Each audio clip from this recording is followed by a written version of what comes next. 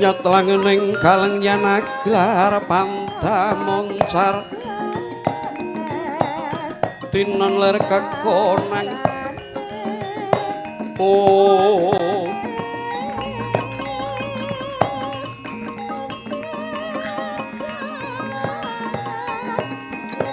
surem sorotetan padang kasong lan pajaring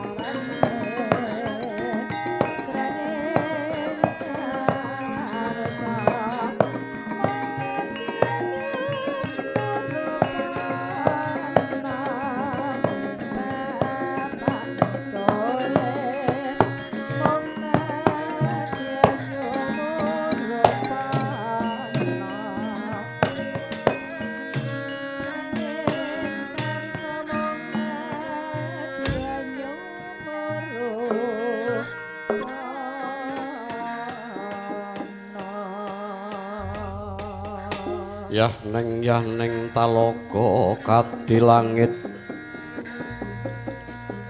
mambang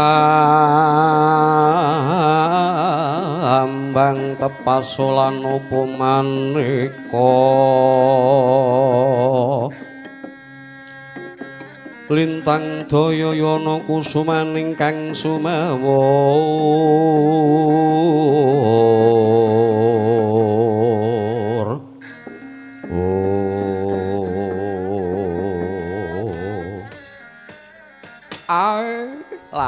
blek kek kek sak dulita mel mangke Gus ndara kula Harjuna nuwun kanthi raja rawuhipun Den iya Kiai nampa pamuji munis kala ora ana sambikala Kiai inggih sinuwun Prabu Kresna nuwun lujeng Den rawuhipun ya Kakang Semar nampa pamujine Kakang Semar niskala ora ana sambikala wah iki anakku Gareng karo Bagong kowe padha slamet nggih Gareng Bagong wah iya Kiai nampa pamujine Kiai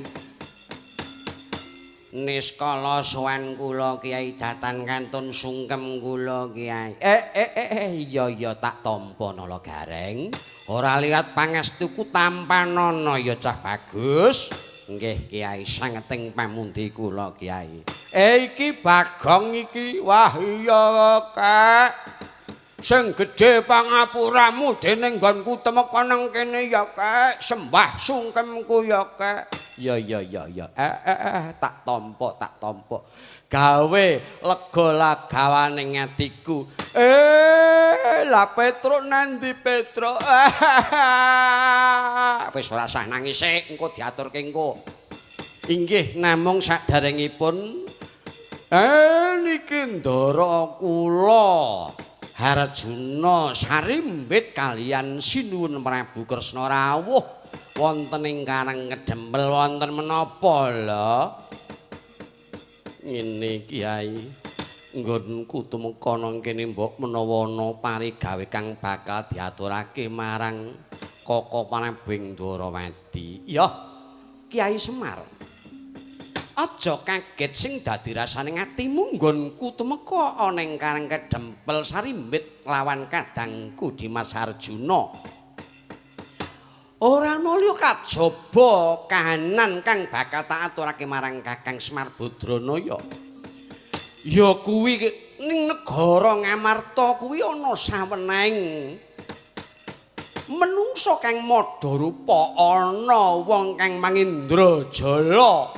tegese ana wong ngembari marang panjenengan ingsun sakwise ngembari marang panjenengan ingsun api-api ing kono bakal nyuwun ngampil wujuding ya kuwi Jamus Kalima Sada tertamtu wae kanggo katentremen Gorondwarawati nanging kuwi mung wujudake dom sumuruping banyu dening kalenggahan iki. Pustaka Kalimasada kang saka ing negara Ngamarta saiki wis didosta marang Duratmaka Kakang Semar. Semareka den prayitna korire semu balik aneng marga memalat kung sang gondo wastarat mojo leng-leng lalu hangulati surya kang mangrangsang waya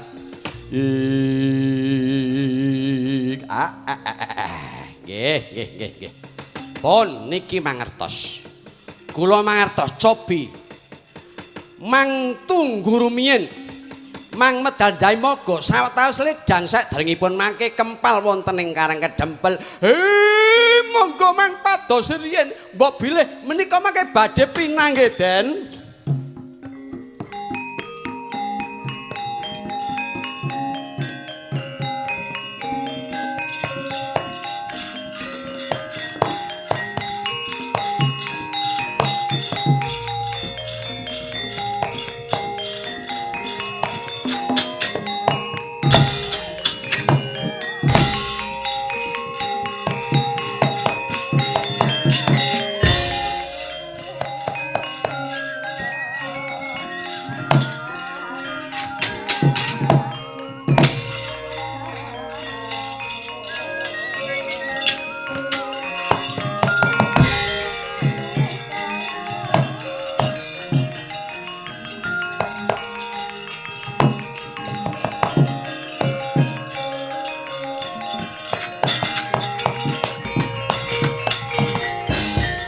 Piye nalare piye Gong? Kowe mau arak kandha apa karo bapak Gong? Ngene ya. Pak, aku mau jane dutus karo Petruk ning negara Ngamarta supaya nyuwun ngampilke wujuding pustaka Kalimasada karo ngaturi para bendara. Wis semono iki mau malah sinuwun ning Mandura duka-duka. Petruk kendang kapal condang mbuh nibane nang endi Pak? Ya. Ya wis ora dadi kaya mengko digoleki ana ngendi papan dununge Gareng? Inggih wonten dawuh Kyai. Wis kowe kudu tunggu ana ing Karang Kedempel kene dhisik. Aku bakal goleki nganggo cara batinku Gareng. Nggih ngestaken dawuh Kyai. Nggih, aku lha ya mung manut Pak.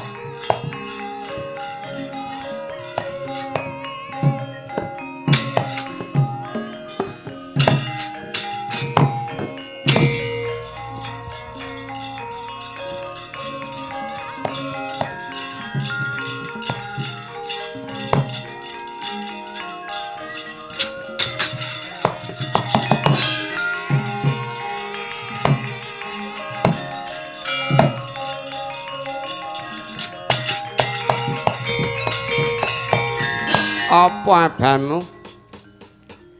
Wong Pandhawa, wong Ngamarta sejatine tak dusta nganggo cara alus. Iki Begawan Dewantaka kang wis bisa nglembut pusaka negara Ngamarta. Mongko padha karo negara Ngamarta wis kelangan wereksakaning bumi ya wereksakaning bawana wis mangsa bodho kowe bakal nandhang apa kowe para Pandhawa?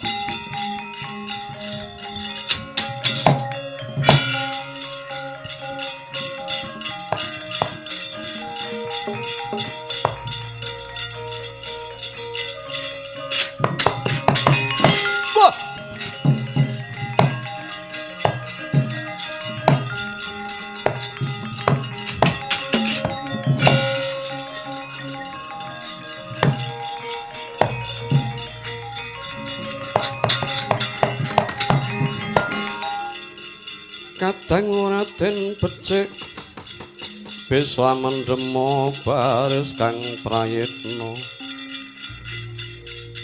ayo Saranta ngagung ing Gorawati apa ta durung suwe iki mengko wong Pandhawa sing mlebu Sukerta mesti bakal dadi pangane para baju barat ya kabeh sing bisa sambiyantu karo aku. Jagat Dewa Bathara kowe kang dusta pusaka negara Ngamarta. Yah, kowe arep apa? Kowe kuwi sapa? Iki panengah Pandhawa kasih Raden Harjuna kowe ngaku sapa pendhita kang dusta marang wujuding Jamus Kalimasada. Iki Begawan Dewantaka tak jaluk pusaka negara Ngamarta. Lah kok enak temen kowe njaluk. Mongko lehku goleki wae tak rewangi piye carane supaya bisa entuk wujuding pusaka. Ayo saiki padha karo dilala syatat bebayuning para Pandhawa mati dening aku.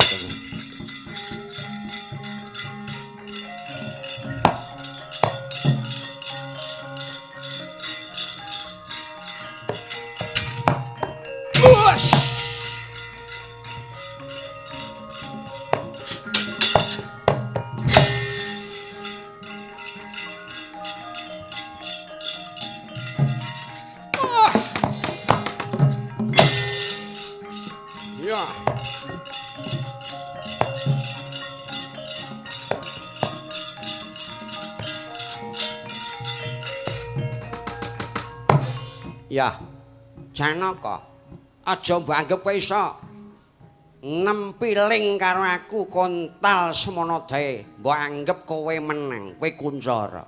Ya, janji tak getak. Ora kebur saka ngarepaning Begawan Dewantaka tak sembah dalamamu parat kowe Arjuna.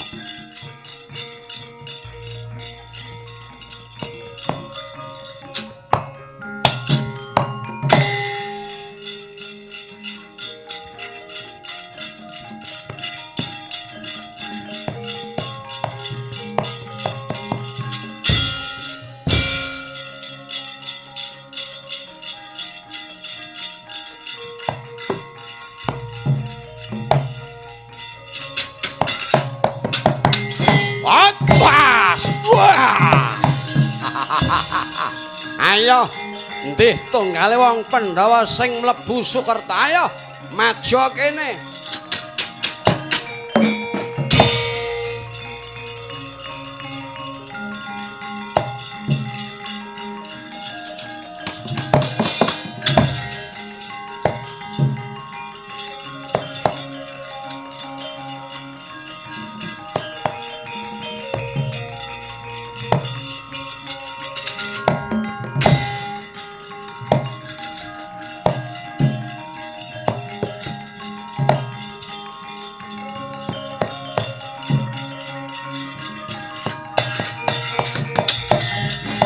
Dimas Harjuna mentas Pancakara. Inggih Kaka Prabu. Mungsuhe sapa? Begawan Dewantaka menika ingkang dusta pusaka negari Ngamarta. Lah dalara apa to? Bener apa sing dadi penggentekane Kakang Semar Badranaya? Caranipun kados pundi Kaka Prabu? Saiki golek Sraya menyang endi nggone mengko bisa ngalahke Dewantaka. Wis taken jawuh.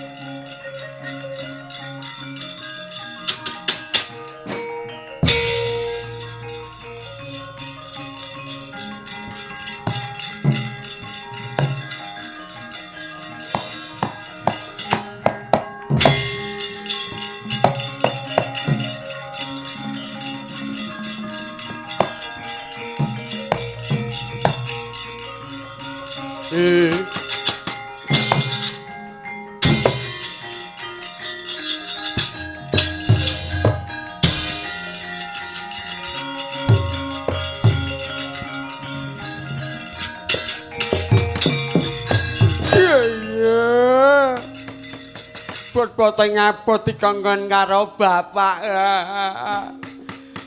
Aku kena kemandening wujuding nenggala nganti mbuh tibaku nang kene ya ora apa-apa. Iki ana ngalas kaya ngene. Najan to ana ngalas ning ya ora apa-apa. Wis nek arep mati ya semati ya wae. Petruk wis tak rewangi kok ngene malah terangane ya kalah karo wong sing duwe panguwasa. Petro, aja nangis, aku ngerti panandangmu, Petro.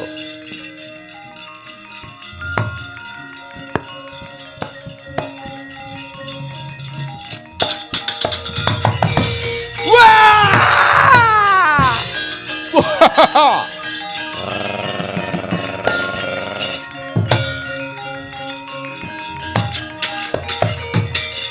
Welatala. Kowe kok malah mlayu wedi karo aku, Pedro. Wah, nggih anakku Pedro aja mlayu aku. Ngerti pangrasamu aku ngerti. Apa sing mbok rasake aku arep sabiyantu karo kowe, Pedro.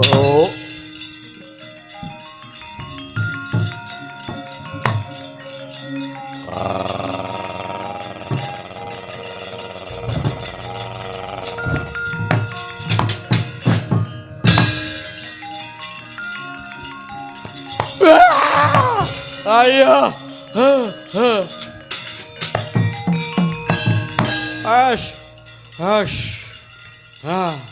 Aneng tengah ngalas ora neng sapa-sapa malah ana demit. Medeni arep mangan karo aku. Alah. Petro aja wedi, Petro sawangen aku sapa, Petro. Wah.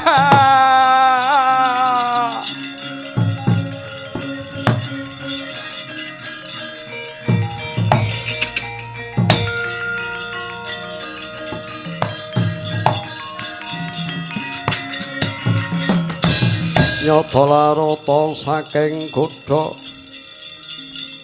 tan mutusa sang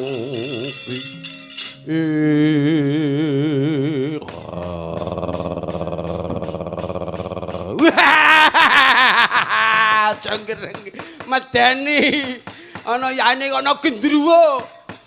Weh, Pedro, kowe kudune kelingan jaman semono, jaman urung ana menungsa.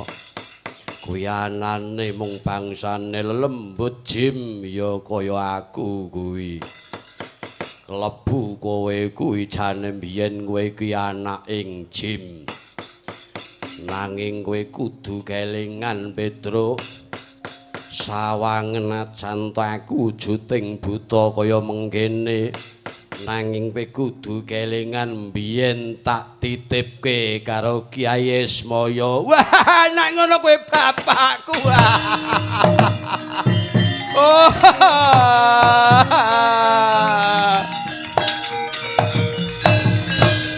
Ya, Pedro, kowe kelingan jaman semono ya iki bapakmu Gandharwa Supala ya aku iki, Pedro.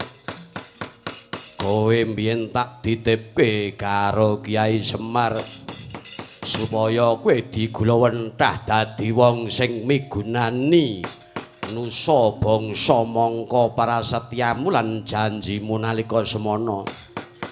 Kowe nedya suwita marang jalma menungsa, kowe bakal ngatonake dharma bekti marang jalma menungsa. Nanging kowe saiki wis kasembadan banjur kowe ana ngalas kene nangis-nangis ana apa, Nggir? Wah, Pak. Ngeten nggih, Pak, kula niku dipun utus karo Kyaine Semar. Kalenggan iki Kyaine Semar badhe mbangun pura kencana. Mongko syarat-saranane niku kudu nganggo Jamus Kalimasada.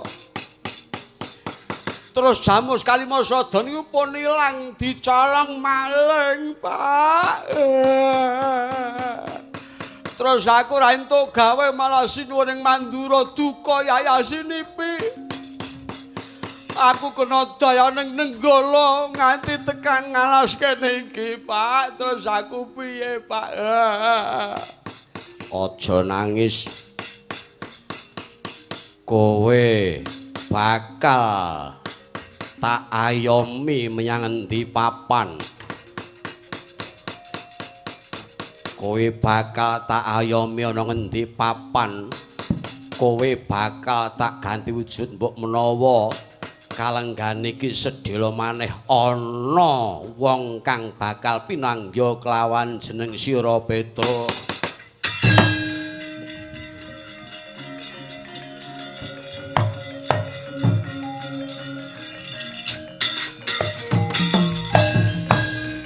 Enten wong ngajeng pinanggih kula. Iya, bakal njaluk tulung karo kowe nanging kowe bakal tak ganti wujudmu aja kaya ngono kuwi. Kayana sendang tumile enggal. Sumemplunge sendang kowe bakal ganti wujud Petruk.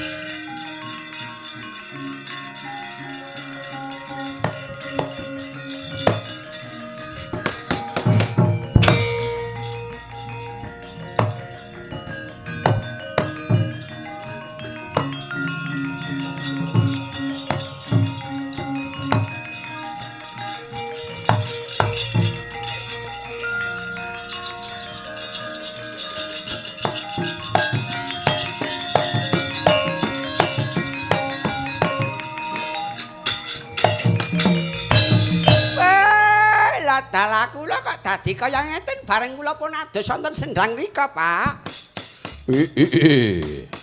Wong ki ora perkara bagus rupane najan to rupamu elek kaya ngono nanging wong kuwi sing dijukuk atine. Mbok menawa ana wong sing bakal njaluk tulung karo kowe. Kowe kudu gelem kowe mbiyen bakal gawe kebejian marang menungso sapa wae. Iya, Pak, aku manut apa sing dadi karepmu ya, Pak.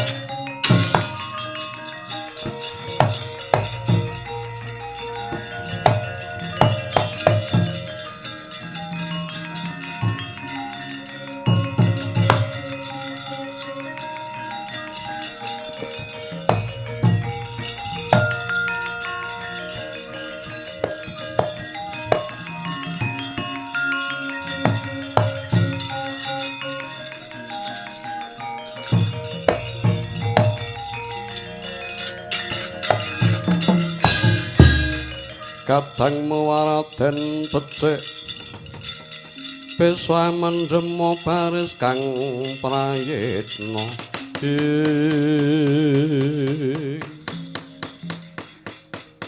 ya jagat dewa Bathara durung saketara nggon kulung megu Dimas Arjuna inggih wonten dawuh Kaka Prabu iki mbok menawa kang bisa nulungi marang kahanan kang kaya mengkene. Nuwun sewu sampeyan iku sinten?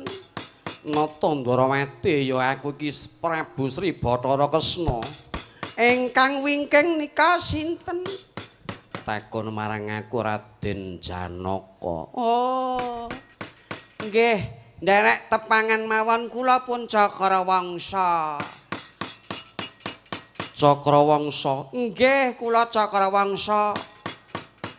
Aku njaluk tulung kayana sawening wong kang nyolong wujuding Jamus Kalimasada mula usadanana mula tulungana kekarepan kuwi supaya enggal bisa kahanan ayam tentrem manglenggah kula tandangane.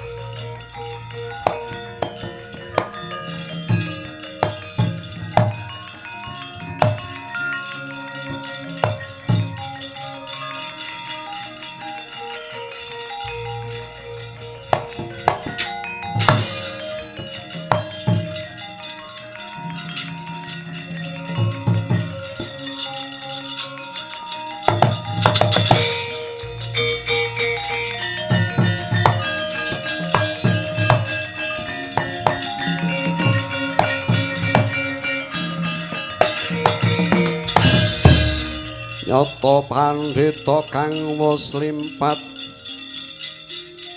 medharno ngilmu kang sanyata kang kinarya samuning dana. Nak apa to?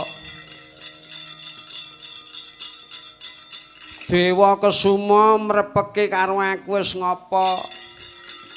Aja kuwatir iki penjalukmu kang awujud. Ya kuwi Jamus Kalimasada wis ana ing tanganku, tegese para Pandhawa kang klebu Sukerta mengko bisa digawe panganing para baju barat. Nggih. Yen ngaten kalenggan menika badhe kula suwun mundhak mangke ngribet-ngribeti menapa ing dados gegawean paduka sang penban. Nyoh tak wenehke kowe aja kesuwen. Nyah, kendang biru met penjalukmu. Nggih.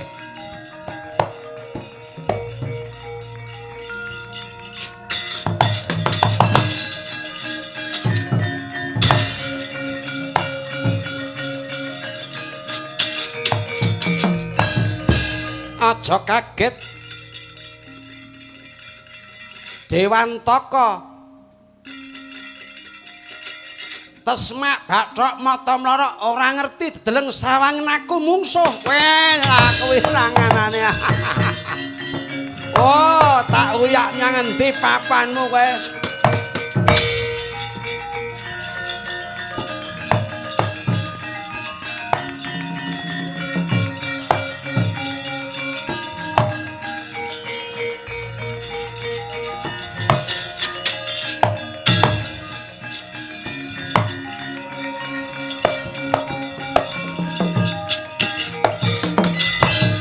Kene ora sepiro wae. Oh. Aku iki nek gelem tandang gawe. Ya sak nibani-bani ya sak karep-karepe. Nyatane ya iso ngrebut. Den niki sampun Den monggo kula aturaken Den.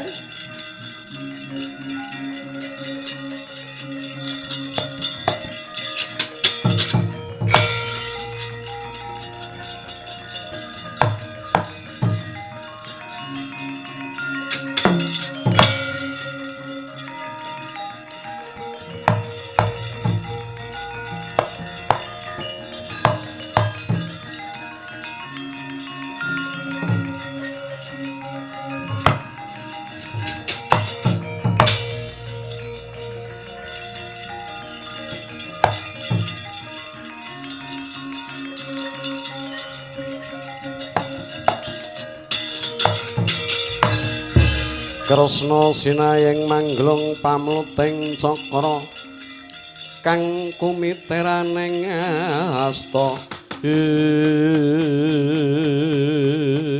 Cakrawangsa wis bisa nggawa wujuding pustaka Kalimasada. Nggih, niki monggo kula aturaken. Ya, banget ing panarimaku kowe arep njaluk opah apa? Cakrawangsa kowe arep njaluk opah apa? Pun kula niku ora tau diopahi men kula mangkat kok.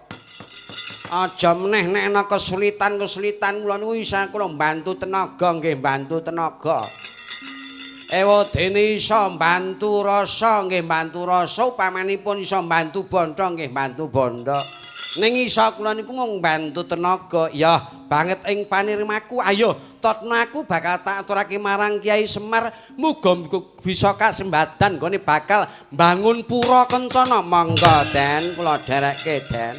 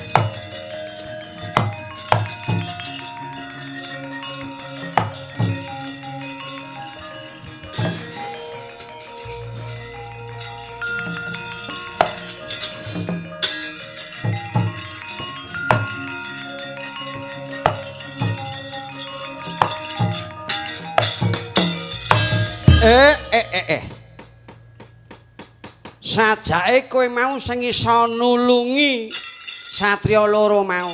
Nggih. Sampeyan niku sinten? Kok didotke karo kere-kere? Kere-kere dengkulmu kowe. Ngaku arep kere-kere migunani lele. Oh, lah wong kuwi nek urung tau suwak. Lah iya. Pun niki kula mau pun nulungi kalian para bagus-bagus.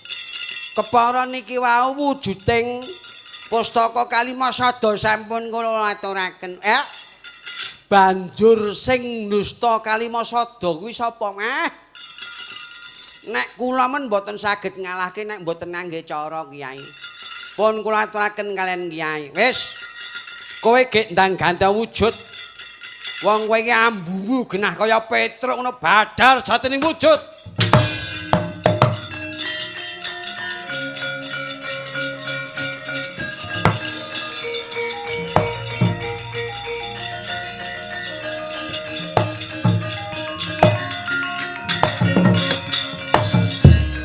Aku ngerti.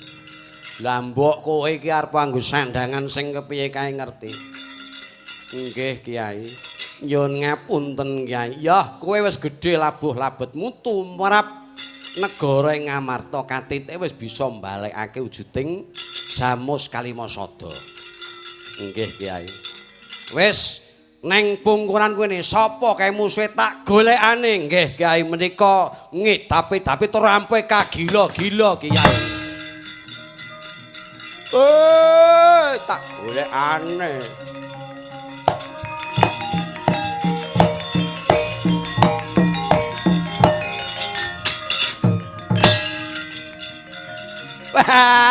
Petruk. Wah, kowe, Truk. Wah, jan wis. Sayo, do ngumpul kono ya.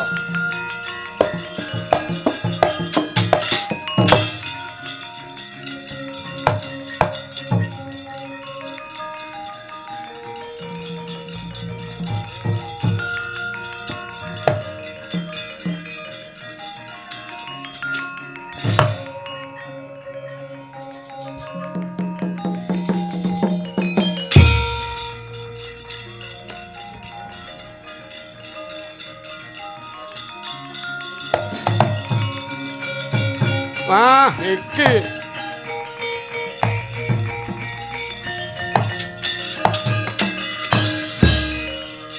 Nyata pandhita kang muslimpat medhar ngilmu kang sanyata kinarya samuning dana. Walah dalah. Aku golek wong Pandhawa sing klebu Sukerta. Iki malah ana kaya gumuk iki sapa? Kowe ora ngerti iki sapa? Kowe kok goleki wong Pandhawa sing klebu Sukerta ya apa liyane Pandhawa ora ana sing klebu Sukerta? Wong sing klebu Sukerta kuwi akeh ora mung para Pandhawa.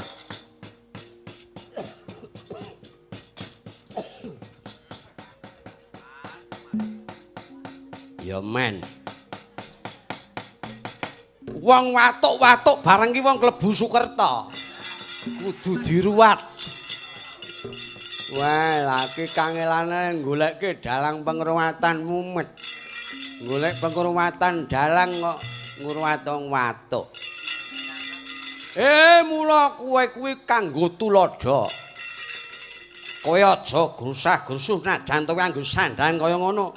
Aku ora pangling karo dedaporanmu kuwi. Kowe iki Betari Durga. Wah.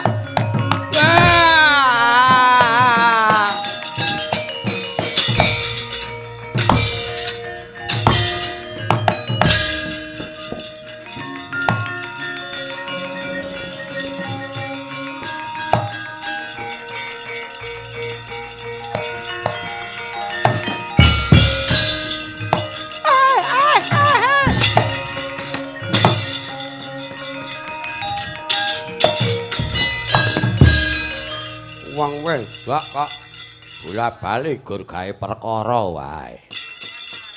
Nara tak ngenek kae iki. Wes padang wes. Wektune agi pas jam 3 punjul sethithik. Pas. Kowe kok ndadak nang kene karmu kepiye? Kowe karmu kepiye kok golek wong Pandhawa? Arep tak pakake karo baju barat mergo do ngelih kabeh. Oh, ngelih kok kan korban wong liya. Wes tak bali Kiai. Bali kono.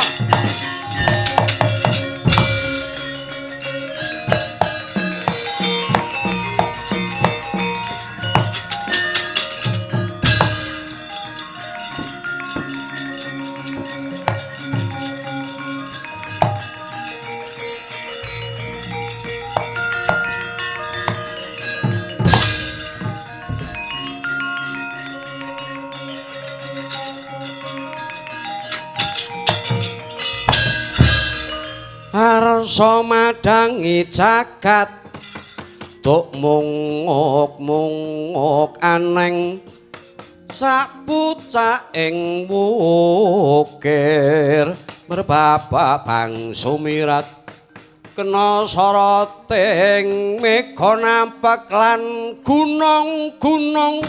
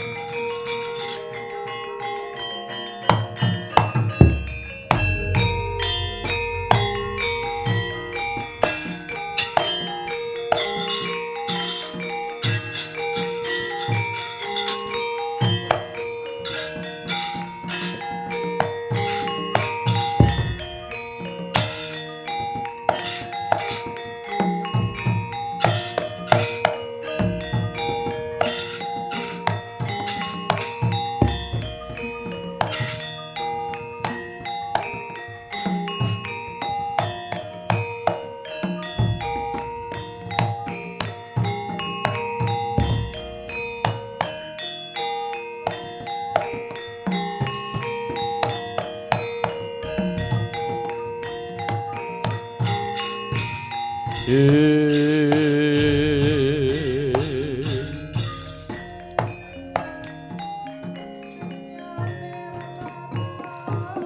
telangening kalenggan aglar pandamunsar Dinon ler kekonang surem sorote tan padang kasong lan pacaring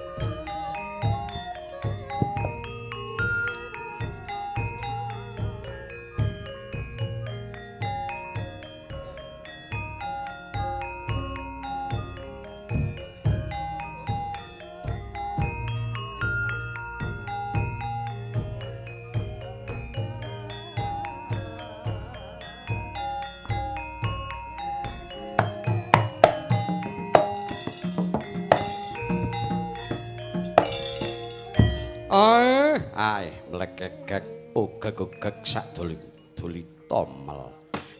Gus para bendara-bendara kula.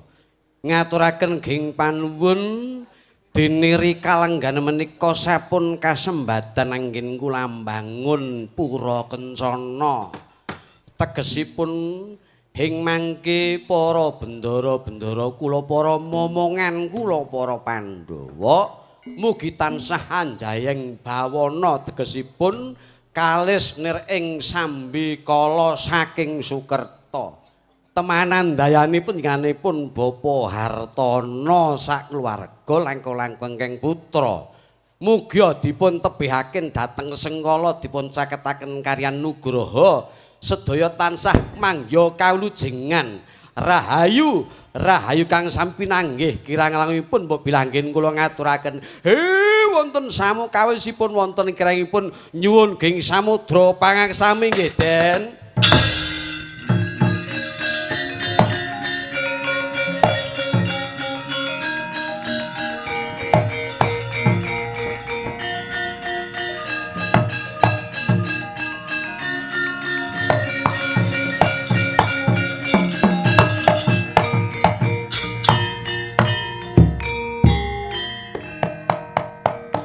Lestari budayaku.